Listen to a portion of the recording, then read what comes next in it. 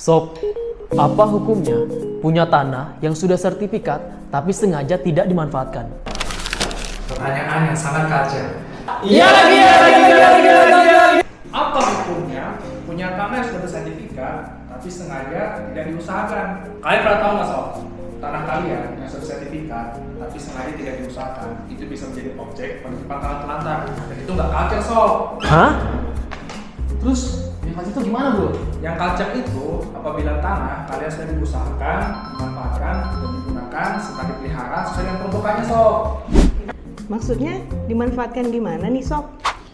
Setiap tanah yang akan disertifikatkan itu punya perencanaan mau dimanfaatkan untuk apa tanah tersebut. Sebagai contoh nih bos, orang kamu kan punya perkebunan kelapa sawit nih. Betul banget bro. Nah, secara umum dalam sektor perkebunan itu biasanya dikasih haknya hak guna usaha. Jadi dalam jangka waktu 2 tahun setelah diberikan HGB, pemegang hak itu harus memanfaatkan tanahnya sesuai dengan peruntukannya. Dan apabila masih terdapat area yang belum diusahakan, itu bisa menjadi objek penitipan tanah telantar sob. Berarti nih Sob, Bapak kan developer perumahan. Kalau tanahnya sudah diberikan sertifikat HGB selama 2 tahun setelah diberikan HGB tidak dimanfaatkan, berarti bisa jadi objek penertiban tanah telantar juga dong. Iya juga itu. Gimana dong? Hah? Benar juga ya?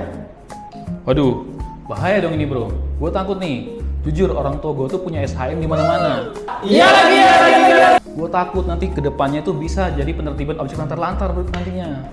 Jadi gini, objek penitipan tanah telantar itu meliputi tanah hak milik, tanah hak guna bangunan, tanah hak guna usaha, tanah hak pakai, tanah hak pengolahan, dan tanah yang diperoleh berdasarkan DPAT. Nah, terhadap dengan penertiban tanah telantar, ini berbeda antara tanah hak milik dengan tanah yang lainnya. Letak perbedaannya pada penguasaan tanahnya. Jadi, apabila pemegang hak dengan sengaja tidak mengusahakan, tidak menggunakan, tidak memanfaatkan, dan atau tidak memelihara tanahnya sesuai dengan peruntukannya, sehingga dikuasai oleh pihak lain selama 20 tahun secara terus-menerus tanpa adanya hubungan hukum dengan pemegang hak dan menjadi wilayah perkampungan, itu bisa menjadi objek penitipan tanah telantar juga sob. Wah, bahaya juga nih bro. Tapi gue bingung nih. Lu tahu kan orang tua gue tuh sibuk banget. Gak sempat mereka ngurus gitu-gitu. Gimana dong bro? Tugas kalian lah sebagai generasi penerus untuk bantuin orang tua kalian. Masa dibiarin gitu aja tanah orang tua kalian? Nanti kalau sudah dikuasai pihak lain bahaya loh. Betul. Oke, jadi ingat, pemilik tanah harus Mengusahakan, menggunakan, manfaatkan